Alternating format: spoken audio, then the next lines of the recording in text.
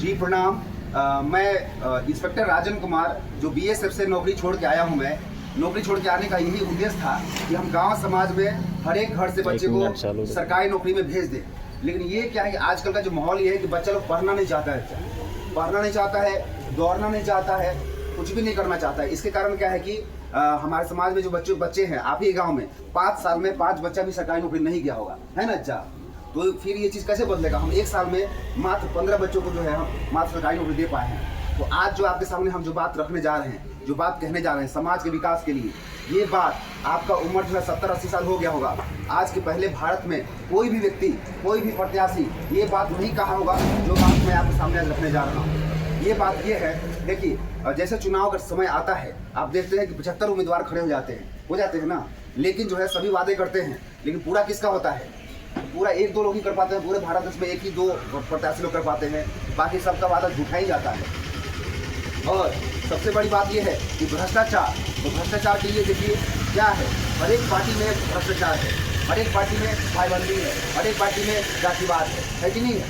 तो ये सारा चीज़ खत्म करने के लिए मैं आपके सामने ये कह रहा हूँ कि हम लोग जो है एक मिशन लेके चले हैं।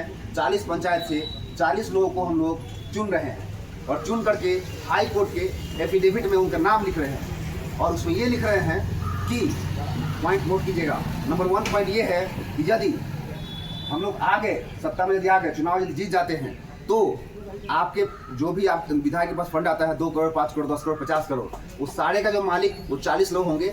एक विधायक प्रत्याशी विधायक नहीं होगा, 40 पंचायत से 40 लोग उसके मालिक होंगे। आप लोग उसमें जो भी बनते हैं वो आप समझिए कि मालिक होंगे।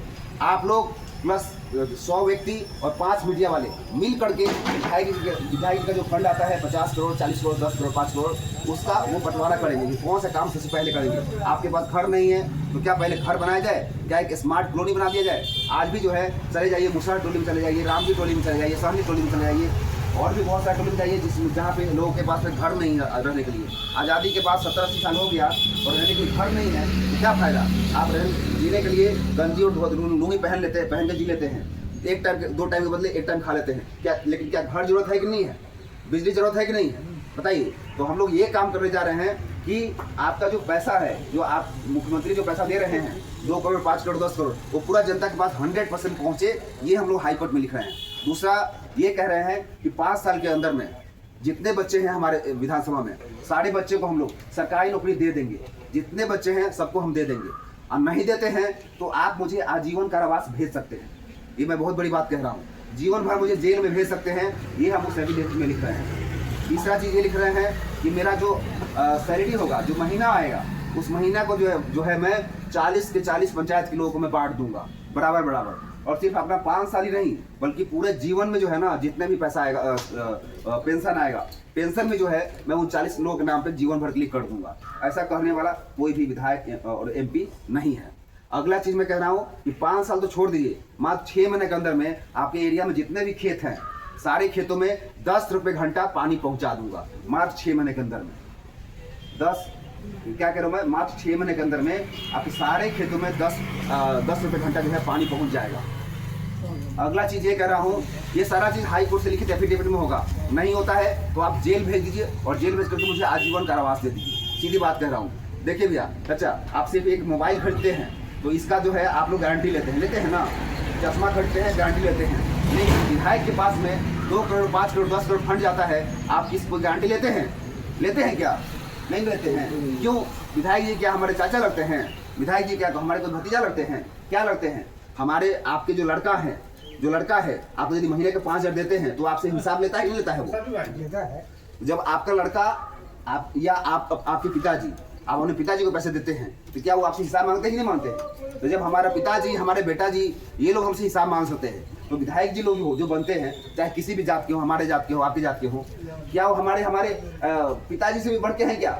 या हमारे बेटा जी से भी बढ़ के हैं क्या? बताइए। हमारे बाप बेटा से बढ़ के ना है वो। हमारे भाई जो है आपस में 1-2 जमीन के लिए लड़ते हैं कि नहीं लड़ते हैं? तो विधायक से हम क्यों नहीं लड़ने जाते हैं? क्यों नहीं बात पूछते हैं कि हाँ आपने जो है हमारे फंड को कहाँ रखा? बताइए। ये बात कहने जा रहा हूँ।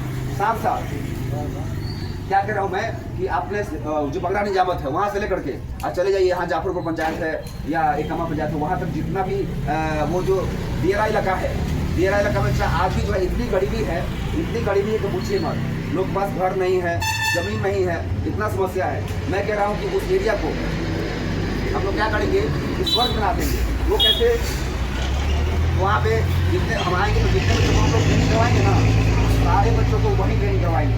और वहाँ पर 10,000 20,000 बच्चे जब ट्रेनिंग करेंगे तो वहाँ पे बहुत सारा दुकान खुल जाएगा, स्विमिंग पूल बनाएंगे हम लोग, जिसके कारण जो है पूरे आप सभी के सभी लोग मिलकर वहाँ जाएगा, तैरने के लिए जाएगा, अपने बीवी बच्चों को लेकर वहाँ तैरने जाइएगा। और तैरने जाइएगा तो वहाँ पे पूरा भीड़ लगेगा, और जो भी लोग स्विमिंग पूल में तैरेंगे वो सब लोग पैसे देंगे। वहाँ पे आप लोग पैसे वहाँ दीजिएगा, हमारे सभी जी लोगों को, उस क्षेत्र में राय जी लोग रहते हैं उनको दीजिएगा, या जो भी कास्ट के लोग रहते हैं, नदी सबका है, आराम से आप जो है उनके नाव पे घूमिए और पैसे दीजिए, वो लोग कमाएंगे, वो है कि नहीं है। ऐसे वो स्वर्ग बन जाएगा। देखिए पूरा का पूरा जो है, देखिए वो एरिया जो है दियरा इलाका है, पानी वाला इलाका है, लेकिन हमारे पूरे बिहार से एक बच्चा भी, ना सहनी समाज का, ना राजी समाज का, ना किसी भी समाज का, क्या कोई तैराकी में गया है भैया? कोई तैराकी में ओलंपिक में कहिए, एशियन में कहिए, या इंडिया में कहिए, नेशनल जो गेम होता है उसमें कोई बच्चा गया है? एक वो क्रिकेटर चलाता है, अरे बिहार का क्रिकेटर चलाया, कितना गर्व होता है हम लोगों को। लेकिन एक जो है सहनी समाज में लोग जो है तैरने वाले होते हैं, है ना? क्या एक लोग भी गए हैं क्या? एक भी नहीं गए हैं। तो हमारे जो भी नेता लोग हैं, यदि हमारे सहनी जी, मुकेश सहनी जी हैं, वो कहते कि नहीं हमारा समाज जो है खाली मछलियाँ मारेगा, समाज तैर करके, और क्या वो ओलंपिक में नहीं जाएगा? ओलंपिक में यदि जाता, देखिए कल ही एक बच्चा जो है कोई मेडल लेकर के आया है बिहार के लिए, मुख्यमंत्री जी 75 लाख का घोषणा की है। तो यदि वहाँ पे, और केंद्र सरकार देगा वो अलग से, वर्ल्ड से मिलेगा अलग से, तो आप जो है किसी एक बच्चे को सिर्फ तैराक वहाँ हम लोग बना देंगे तो पूरा हमारा जो दियरा इलाका है वो पूरा स्वर्ग बन जाएगा। बनेगा कि नहीं बनेगा? इसके अलावा जो है बहुत सारी सुविधाएं हम लोग दे रहे हैं, जैसे कि आप लोग आपस में केसा-केसी करते हैं, केसा-केसी ना, अच्छा आप इस पे केस कर दिए, इस पे केस कर दिए, तो थाने वाले कमाते हैं, वकील कमाता है, जज कमाता है ना।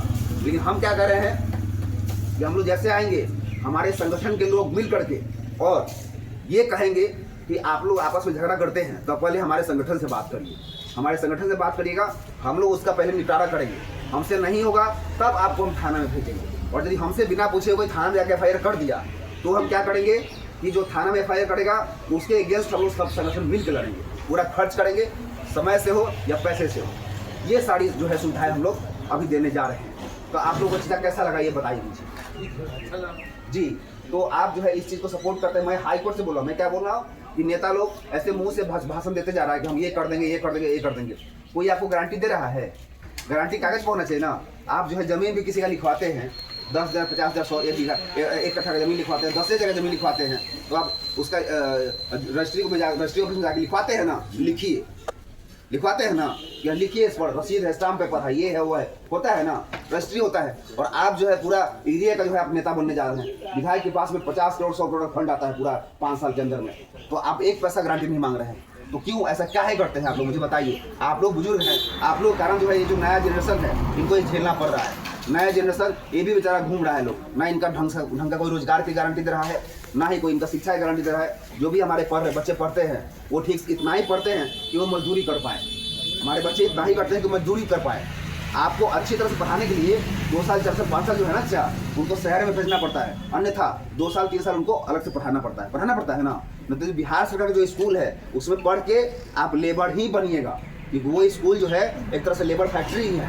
आप वहाँ पढ़िएगा और पढ़ करके, और आप जो है जब तक 2-3 साल बच्चों को एक्स्ट्रा नहीं पढ़ाइएगा, एक्स्ट्रा जो है नहीं पढ़ाइएगा, उनको इंग्लिश नहीं पढ़ाइएगा। खर्चा कर रहा है तो मास्टर पे हमारा एक ही सवाल है, गवर्नमेंट खर्चा जो कर रही है जी फालतू खर्चा मास्टर का, मास्टर लोग को बैठ करके अब पेंशन दिया जा रहा है। मास्टर का कोई काम है तो बता दीजिए। हाँ, मास्टर लोगों का क्या है, कुर्सी मिल गया, आराम से बच्चा कहीं खेल कूद रहा है, उससे हमको मतलब नहीं। बिल्कुल।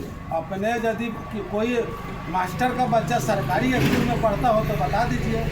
गरीब मजदूर का बच्चा अच्छा पढ़ने वाला है तो उसको खेत बेच करके आप शहर सिटी में पढ़ाइए, और नौकरी के लिए जो भी है बेच के घूस दे दीजिए, तो ये नौकरी नहीं। वही ना, यही तो बिहार का सरकार। बिल्कुल। तो शिक्षा के लिए आप देखिए ना, आपका शिक्षा जो है एक तरह से बिहार सरकार की शिक्षा वो फेल है। आपका जो है इतना सारा पैसा आ रहा है ना, 2 करोड़ 5 करोड़ 10 करोड़, उसका कोई हिसाब आप लोग काहे नहीं लेते हैं विधायक से? क्या विधायक आप क्या लगते हैं? क्या लगते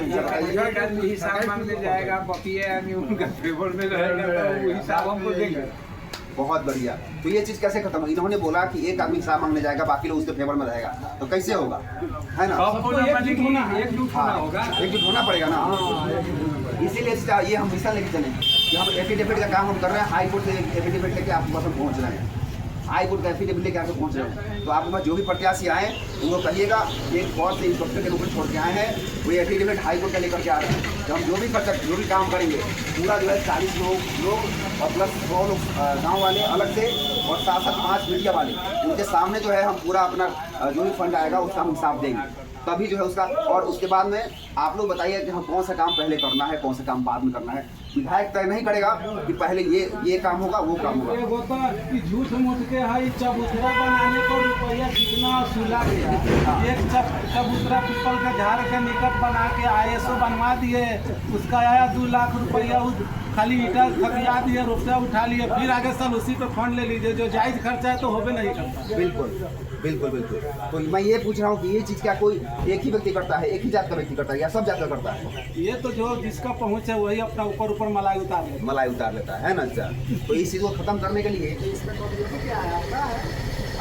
इच्छा नहीं है आपके पास नहीं, तो 2 आदमी उनके फेवर में बोले, 8-10 आदमी उससे झगड़ा करने जाए, सब लोग एक हो करके कोई करेगा कब? नेता का सर एक ही मकसद है, जब तक आप बुड़बक रहिएगा तब तक पीछे रहिएगा, बुड़बक नहीं रहिएगा पीछे नहीं रहिएगा। IAS बनने के लिए कंपटीशन होता है, तो भाई जो बच्चा लोग पढ़ रहा है इसमें कंपटीशन कीजिए भैया। और मास्टर लोग यदि उस बच्चे का कंपटीशन में नहीं आता तो सरकार उस पर क्लेम करेगी भाई हम आपको सैलरी दे रहे हैं, तो सैलरी दे रहे हैं तो इसका हमको रिजल्ट दीजिए। तो ये कागज पर रिजल्ट मिल रहा है सर, पास ना तो मास्टर लोग बैठल बा लड़के कूदे हमारे जो है देवरिया की जनता की आवाज़ सुन रहे थे, इन सबका जो है भरास कहीं ना कहीं है। इन्हें कहना है कि हम अकेले क्यों लड़ें, बाकी लोग सबसे बड़ी बात है यहाँ एक ही बात है, यहाँ जब तक जात का राजनीति रहेगा तब तक कभी विकास नहीं होगा। जात का राजनीति कब होगा? जब अनपढ़ रहिएगा तो जात के पीछे रहिएगा। काम करने वाला व्यक्ति कोई आता तो आप चूज कीजिए ना कि कौन काम करने वाला, हर साल इसको बदलिए तब ना दूसरा सीखेगा कि भाई काम कर रहे हैं तो करेंगे। 10 करोड़ लोग अपने घर से पैसा दे रहा है कि जनता का ही पैसा लोग लूट करके क्या है तो लुटवा रहे हैं हम अपना भाई।